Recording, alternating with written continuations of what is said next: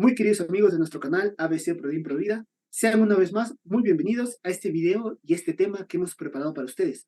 Un tema de gran actualidad y que toca el corazón de todo padre y de toda madre, ¿bien? Al menos en los tiempos que están corriendo. Bueno, siempre, pero como se habrán podido dar cuenta, el título es Educación Respetuosa, ¿ok? Es algo de lo que hoy en día se habla muchísimo, a veces con acierto y a veces con desacierto. Y para hablar de ese tema tenemos con nosotros nada más y nada menos que nuestra amiga y psicóloga Rosalba González. Adelante, Rosalba.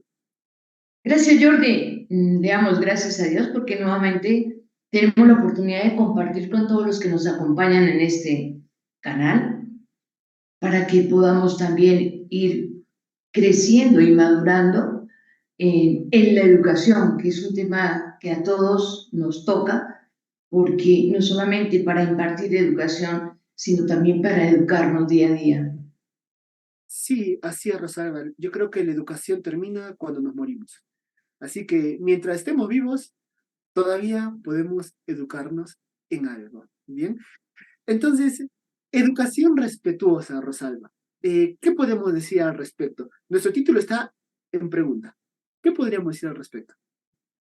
Y es una pregunta que cuestiona mucho, porque vivimos en una sociedad que presume de ser moderna, pero a la hora de educar a nuestros hijos todavía se encuentran muchas lagunas respecto a la forma adecuada de educarnos. En las últimas décadas el mundo ha experimentado transformaciones profundas que repercuten en todos nuestros aspectos como seres humanos.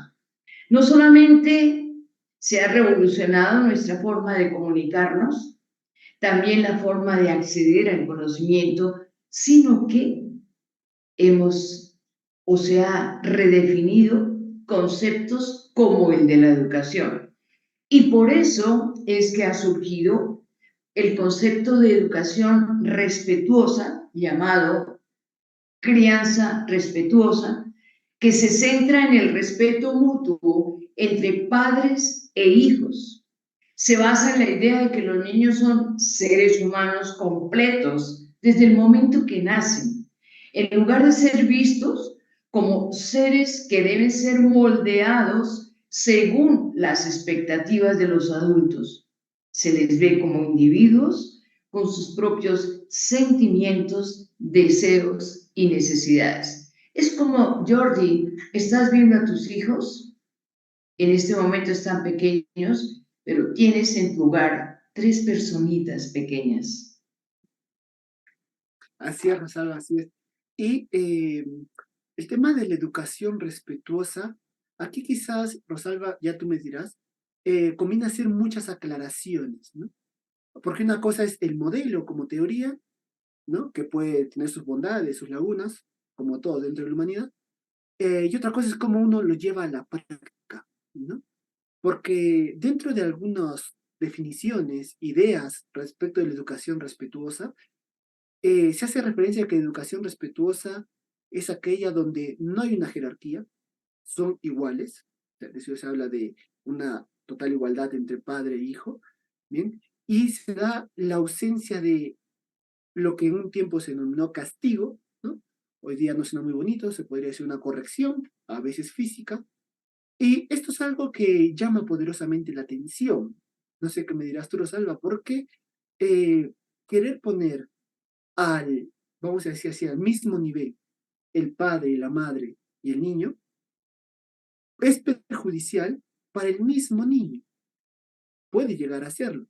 ¿Por qué? Porque quien tiene la obligación de orientarlo, de educarlo, aunque sea doloroso, porque muchas veces te vas a ganar palabras no lindas de tu hijo, los que tenemos la obligación de hacer eso somos los padres de familia.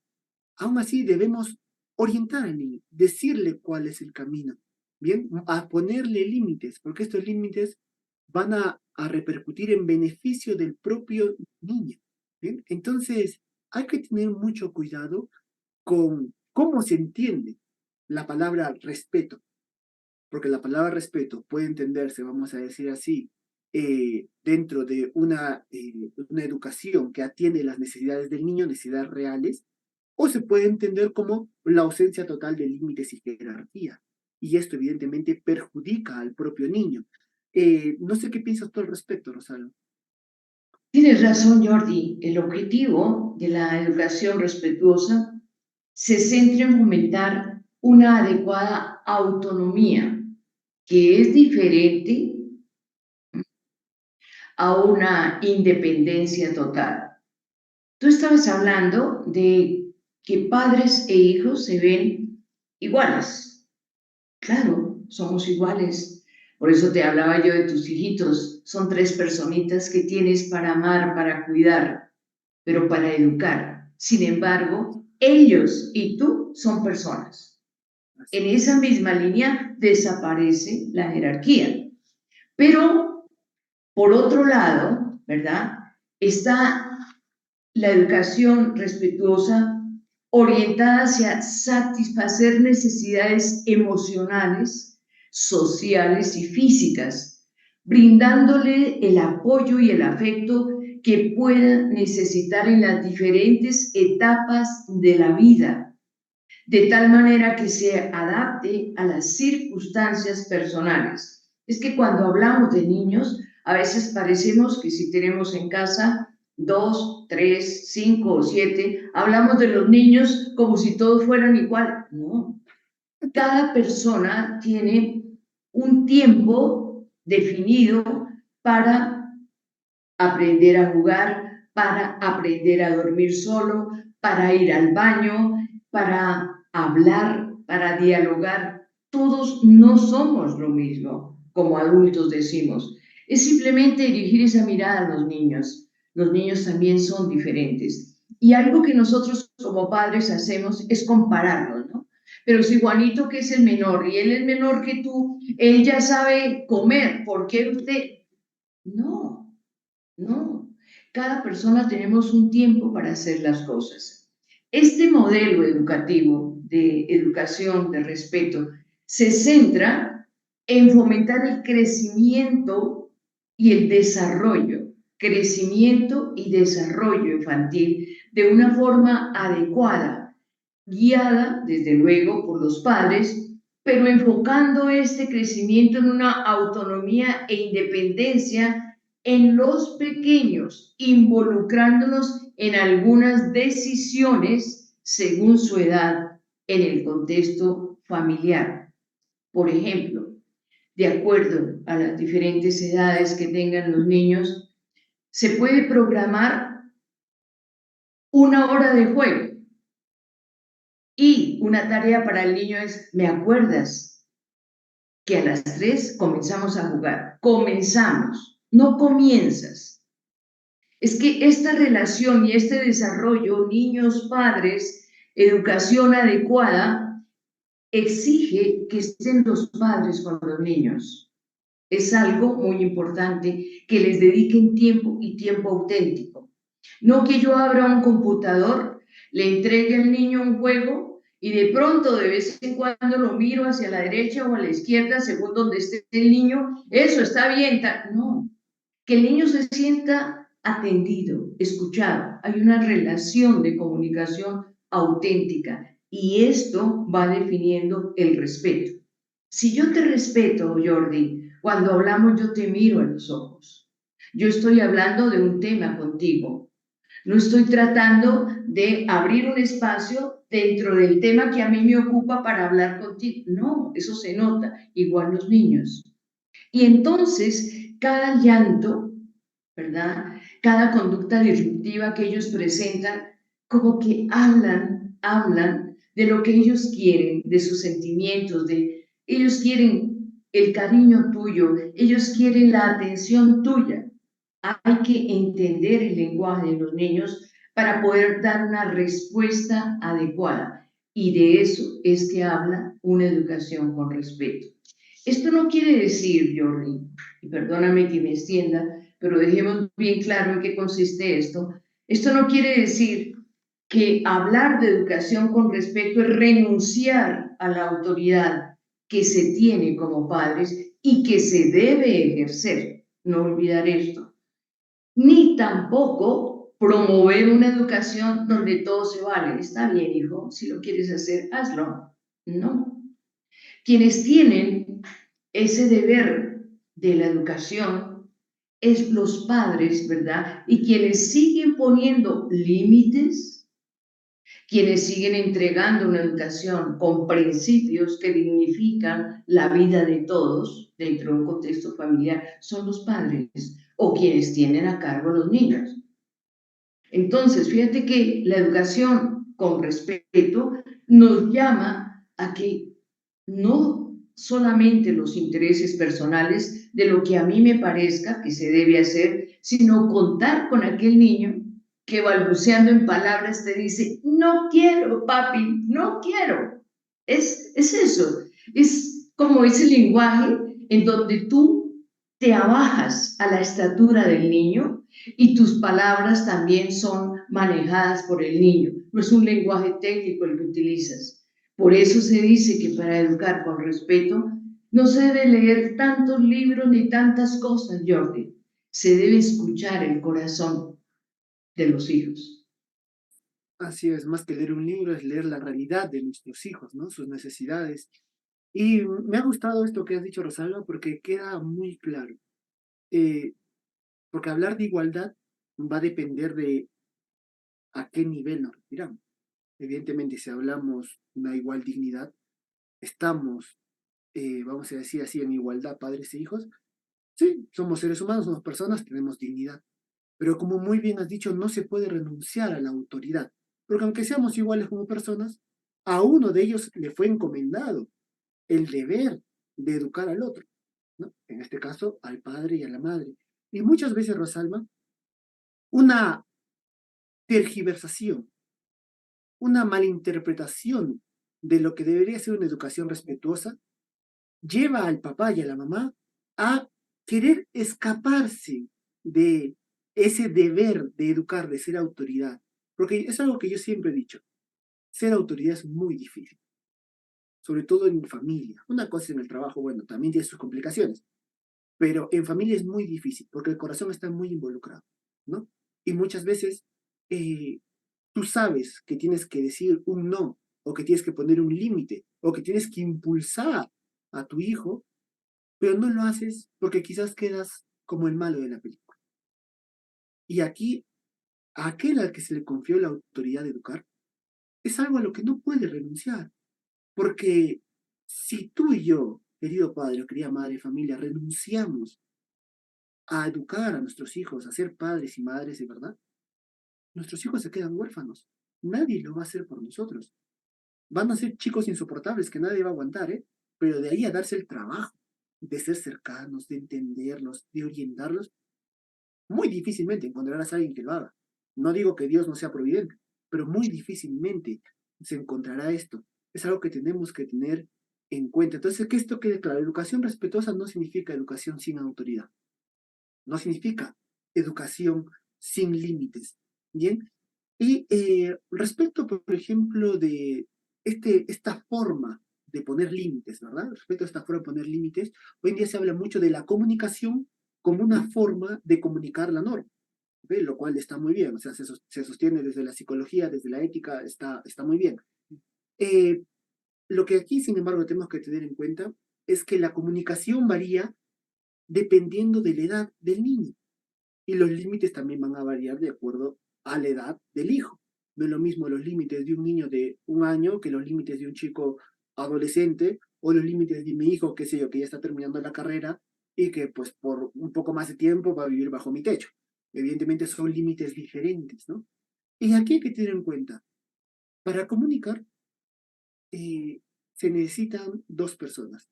Y, muy importante, se necesita la capacidad de comunicar. Esto es muy importante.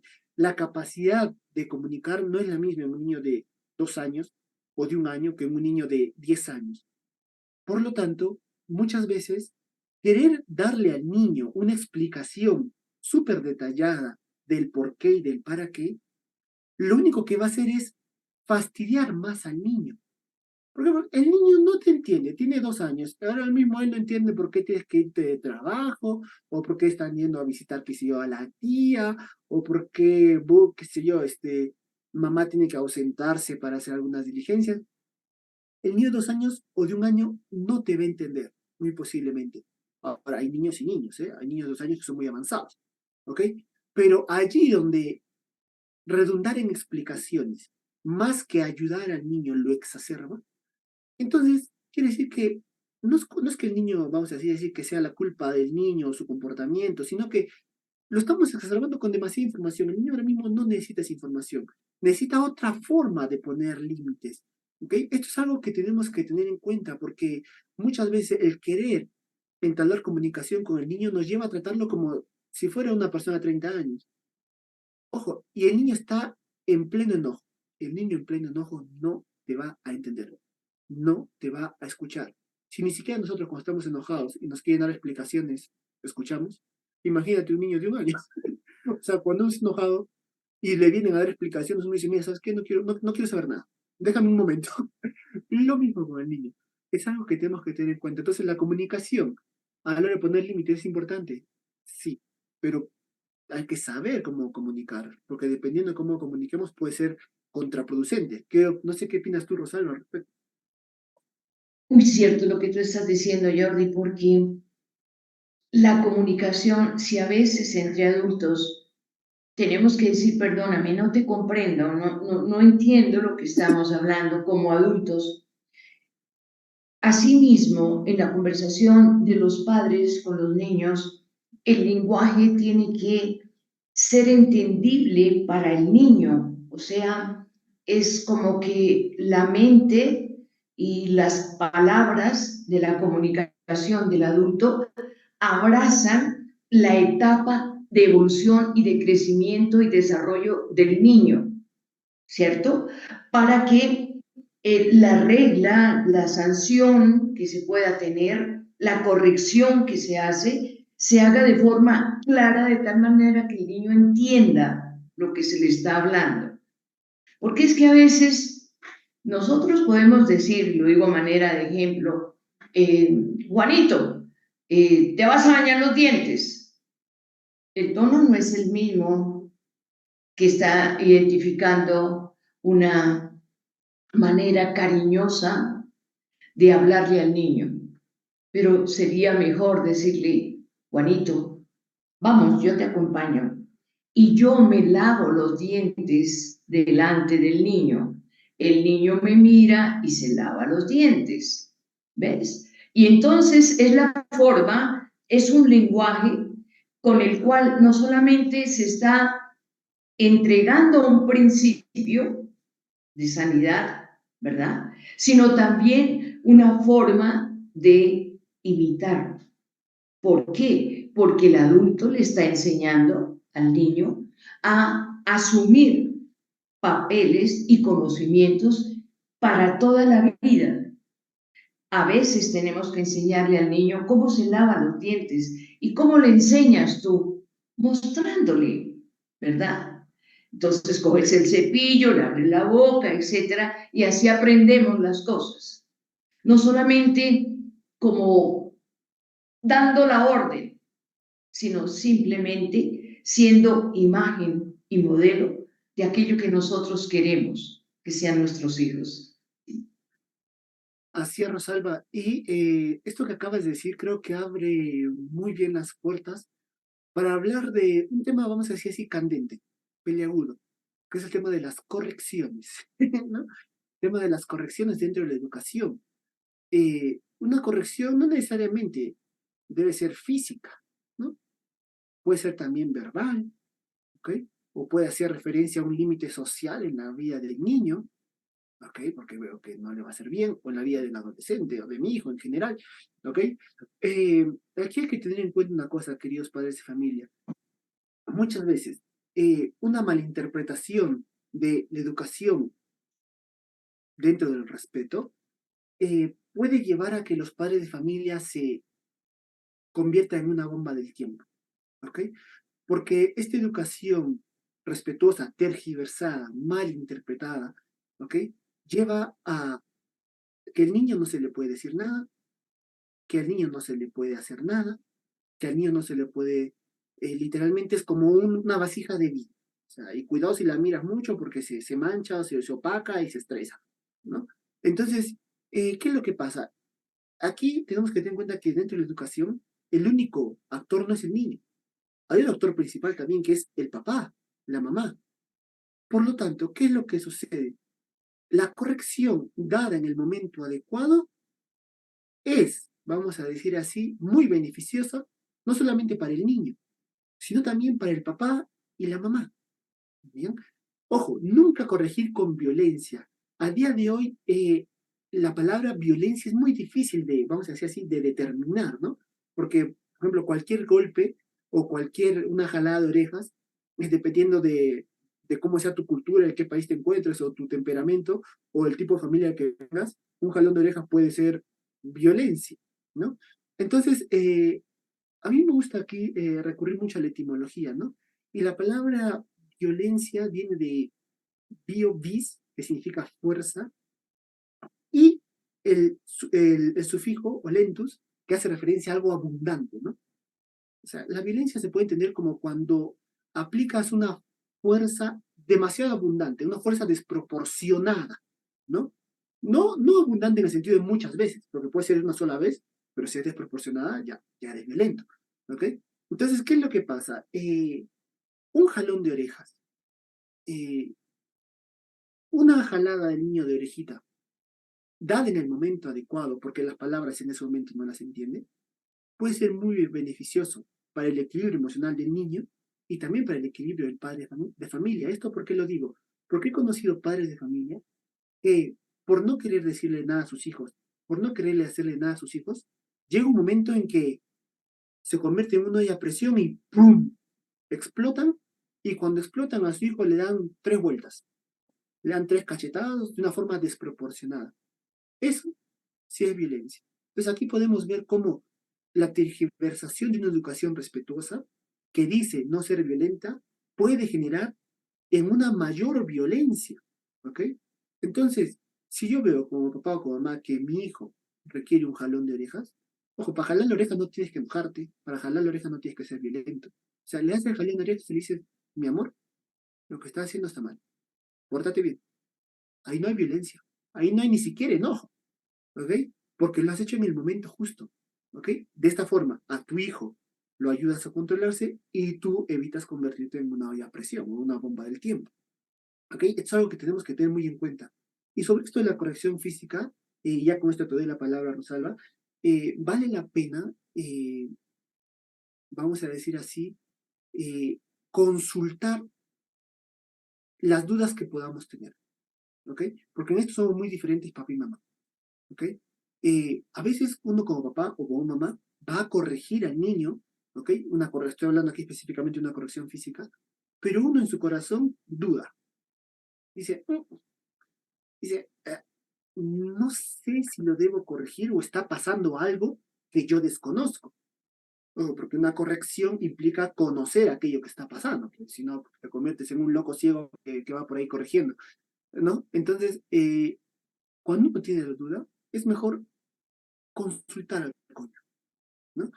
Oye, mira corazón, o tu esposo o tu esposa, no sé, yo no estoy entendiendo el comportamiento del niño. ¿Ha pasado algo que yo no sé?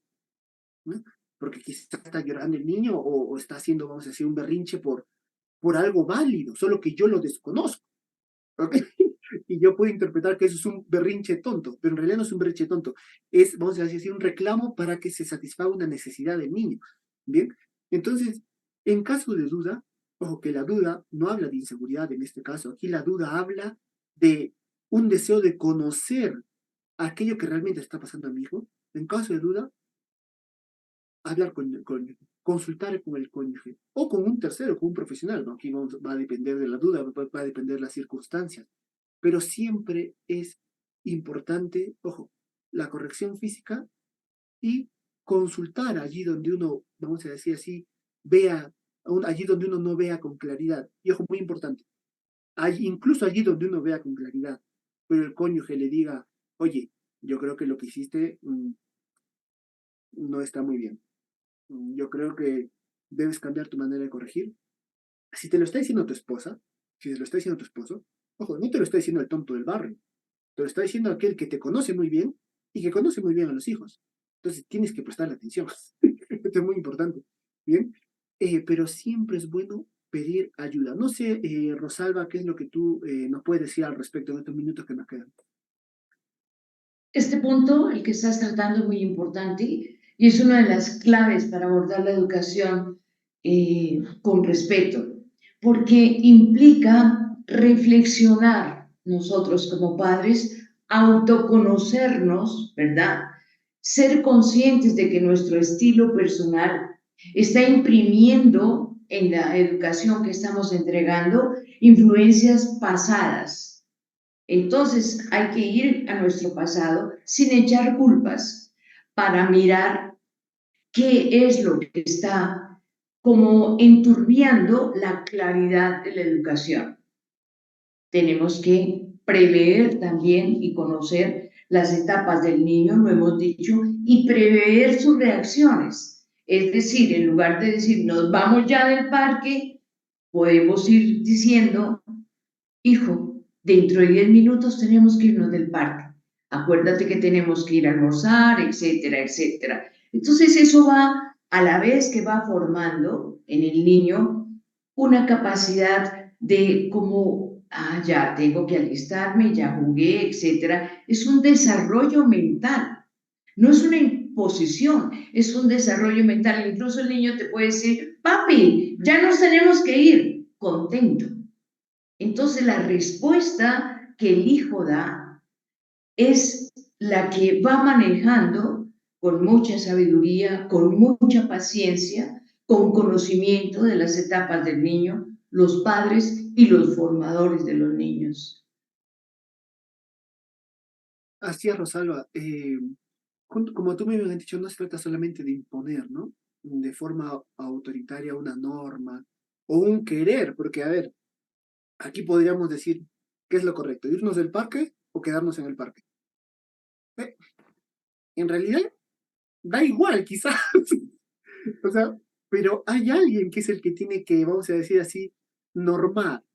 Ese alguien es el padre o la madre, ¿ok? Y es allí donde es muy importante que esta imposición, vamos a decir así, que se puede llegar a decir hasta imposición, ¿no? Esta aplicación de normas tiene que ir acompañada de un desarrollo, vamos a decir, intelectual del niño, que el niño intente entender. Pero aquí, queridos padres de familia, hay una cosa muy importante. El niño no siempre va a entender, ¿ok? Entonces, ¿qué hago? ¿Que mi hijo se quede jugando en el parque bajo la lluvia, que le dé una neumonía? Pues no, ¿ok? Cogeré a mi hijo, aunque llore, y me lo llevaré. ¿Por qué? Porque si mi hijo se queda jugando ahí, se va a enfermar. ¿Ok? Entonces, la aplicación de límites siempre tiene que ser, vamos a decir así, personalizada. No sé qué, no sé si tú coincidas conmigo esto, Rosalba. ¿Por qué? Porque la forma de aplicar límites es muy diferente, por ejemplo, en un niño y en una niña, sin caer aquí en absolutos, pero normalmente, por ejemplo, una niña lo entiende más fácil, ¿ok? Normalmente, no tiene por qué ser así, ¿ok? O un niño coge la corrección, o por ejemplo, un niño tú lo corriges y a los 2 segundos ya se le olvidó al niño. A la niña no se le ha olvidado, después de 10 minutos todavía sigue un poquito resentida la niña, ¿ok? Entonces, evidentemente, por ejemplo, seguramente no va a haber ningún problema con que tú al niño le digas, qué sé yo, vámonos, le levantes un poco la voz. Uh -huh. Y el niño, o sea, en el cerebro del niño eso quizás ni siquiera te va a escuchar. O sea, quizás tengas que levantar todavía más la voz. Pero en cambio, en una niña, quizás sea diferente.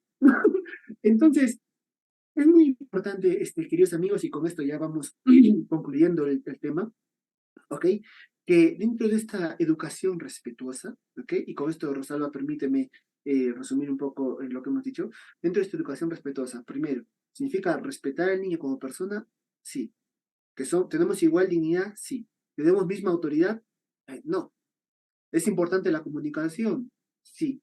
Pero hay que ver qué tipo de comunicación y la edad en la que estamos comunicando con los niños, por el amor de Dios. Dentro de la educación es muy importante la corrección, no solamente la verbal, también la física. Claro que sí, pero nunca con violencia y agresividad. ¿Ok? Esto es muy importante. Que el padre de familia no se sienta como como el torturador o el degollador solamente porque le dio un jalón de orejas a su hijo. No te sientas mal, por el amor de Dios, ¿ok? No sé si era lo correcto en ese momento, pero dale un jalón de orejas a tu hijo para que se tranquilice y para que, vamos a decir así, haga lo que es mejor para él, no es algo necesariamente mal, ¿ok? Entonces tú no eres el torturador de turno, no eres el desgraciado, el padre fracasado, la madre insensible y violenta, no, no, ¿ok? Porque recordemos, ¿ok? Una corrección física dada en su momento, ¿ok? Puede en realidad evitar violencia del niño hacia el padre o la madre o de la madre hacia el niño. ¿Por qué? Porque muchas veces nos centramos solamente en, no hay que ser, la educación no tiene que ser violenta, pero nos encontramos con niños que le dicen de todo a sus padres, que los golpean a sus padres. Dice, oye, va recíproco, ¿ok? Entonces, una corrección física, dado el momento adecuado, ¿ok? Puede ser y puede prevenir violencias de verdad, ¿eh? O mayores violencias. Bien, entonces con esto, Rosalvita, terminamos porque el tiempo se nos ha ido 30 minutos. Muy Yo bien. creo, Rosalba, que quizás podríamos hacer otro programa, pero nada, muchas gracias, Rosalba, por acompañarnos A ti, y Jordi, muchas gracias. gracias a ti, Rosalba, y muchas gracias, queridos amigos, por estar aquí con nosotros. Recuerden, si el programa les seguido, denle like y compártanlo. También pueden dejar sus comentarios. Y con nosotros nos veremos, si Dios quiere, en una próxima ocasión. Hasta la próxima.